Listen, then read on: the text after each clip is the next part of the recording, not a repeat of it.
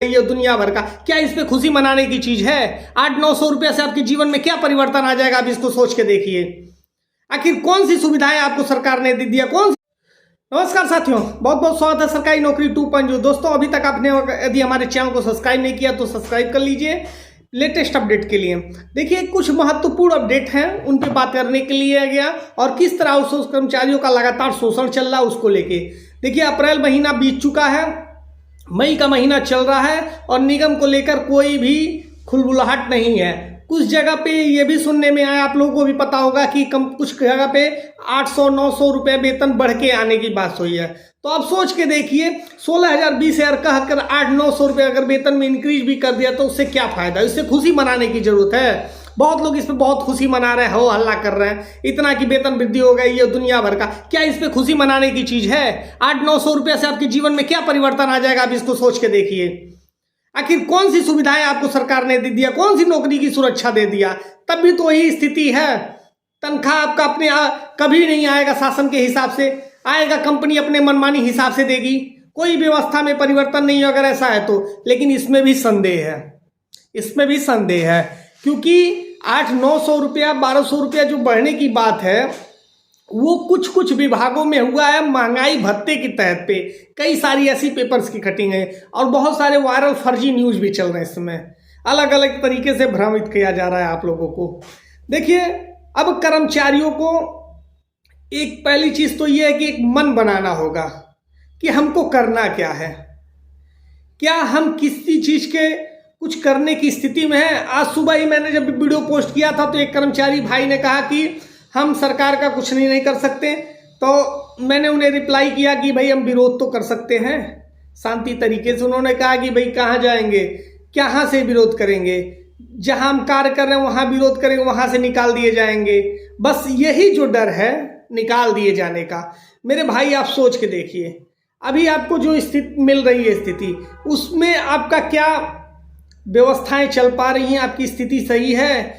यहाँ तक कि जो कर्मचारियों का पीएफ होता है, प्रोविडेंट फंड, जो भविष्य निधि होती है, उसको कर्मचारी निकाल के अपनी स्थिति का काम चला रहा है, क्योंकि वेतन समय पे आ नहीं रहा है। 6-6 महीने से वेतन नहीं आया। यही प्रयागराज में एक कंपनी है फिनटेक, पीसीएस फिनटेक, वो 6 महीने से सैलरी नहीं प्रयागराज में नहीं दी है। अमेठी में 3-4 महीने से सैलरी नहीं दे रही है, साल भर से पीएफ नहीं डाली है। आखिर कौन सुनेगा इन लोगों की? कंपनी पे फोन करने पे फोन कर्मचारियों का नहीं उठाते, ऑफिस पे जाने के अलग अलग उनका हर महीने टेक्निकल इशू ही चलते रहते हैं उस कंपनी में। तो बहुत सारी चीजें अलग अलग विभागों में अलग अलग चीजें चल रही हैं और सरकार इनको समझ में नहीं आ रहा है कि क्या ये चीजें सरकार को नहीं पता चल रही, कितनी सारी समस्याएं हैं। ये कर्मचारी इनके मुख्य बिंदु है, सारी व्यवस्थाएं ये चला रहे हैं। जिस दिन ये सारे कर्मचारी एक दिन का भी ब्रेक ले लें तो सारी स्थिति समझ में आ जाएगी। बस एक दिन का, सारे प्रदेश के कर्मचारी एक दिन का ब्रेक ले लें, छुट्टी मना लें, तबियत खराब हो जाए सबकी एक साथ, तो क्या होगा?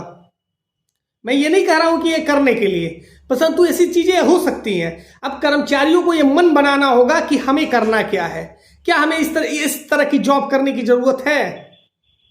कई बार मैंने बोला है कि इस तरह की जॉब ना ही रहे तो बेहतर है, और कई बार ये भी बोला है कि नहीं छोड़ना चाहिए। क्यों विचारों में ये सारी चीजें आ रही हैं? क्यों उलझुल चीजें आ रही हैं? क्योंकि शासन सस्ता जिम्मेदार लोग इस पे कोई स्पष्टीकरण नहीं दे रहे हैं। यहां तक कि स्वयं मुख्यमंत्री जी को अपनी बात का संज्ञान लेना चाहिए कि मुख्यमंत्री जी ने खुद कहा था कि आउटसोर्सिंग कर्मचारियों को हम 16 से 20,000 देने जा रहे हैं, अप्रैल से देने जा रहे हैं, मई से देने जा रहे हैं। आके मुख्यमंत्री जी को स्पष्ट कर देना चाहिए था 2024 कुंभ के समय में। तब से ये सारी चीजें धीरे धीरे चलती आ रही है। 25 बीत गया, 19 सितंबर 25 को निगम का शासन आदेश हो गया, लेकिन अभी तक कुछ हुआ ही नहीं। कर्मचारियों से काम भरपूर लिया जा रहा है, उनकी सेवा का सुरक्षा का कोई जिम्मेदारी नहीं है। बस सभी लोग ये है, कंपनी कहती है हमको वेतन से मतलब, विभाग कहता है हमको अटेंडेंस भेजने से मतलब है, ट्रेजरी भेजने से मतलब है, और जहां वो काम करते हैं उनको भाई काम से मतलब है। तो भाई इनकी प्रॉब्लम में कौन सोल्यूशन करेगा? भाई जितने भी साथियों तक ये मेरा वीडियो पहुंचे, आप जिस भी विभाग में हैं, साथियों आप जरूर कमेंट करके बताइए आपका क्या विचार हो रहा है। एक संयुक्त विचार बनना चाहिए कि सभी लोग एक मत हो, और जितने भी संगठन चल रहे हैं मैं सभी से अपील करना चाहूंगा कि हम वाली भावना सभी लोग छोड़ दें कि भाई मुझे अपना संगठन बना के अपने संगठन का एक बहुत बड़ा नेता बनना है। ये भावनाएं सभी संगठन छोड़ दें।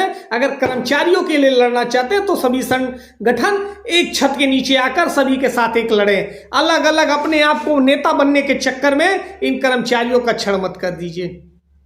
बहुत सारे संगठन है, खुद को बहुत बड़ा नेता बनना है, खुद को बहुत बड़ा 30 मार्का बनना है, लोगों के लाइट में आना, हाईलाइट होना है, इसलिए कर्मचारियों को छोड़ दे रहे हैं। वो अपने फायदे के चक्कर में, अपने गणित को बैठाने के चक्कर में लगे हुए हैं।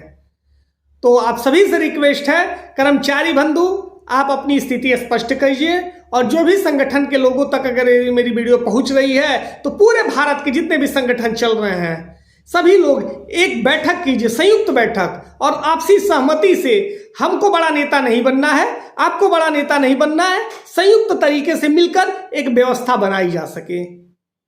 कई बार ऐसा है कि हाई कोर्ट ने आदेश कहा है कि इतने समय तक ये काम कर चुके, इनको अस्थायी का दर्जा दिया जाए, सुप्रीम कोर्ट कहता है, परंतु सरकारें नहीं सुन पाती हैं।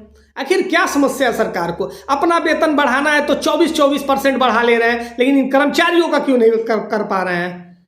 जो भी तक वीडियो पहुंचे आप अपनी प्रतिक्रिया कीजिए, और वीडियो को जितना हो सके शेयर कीजिए।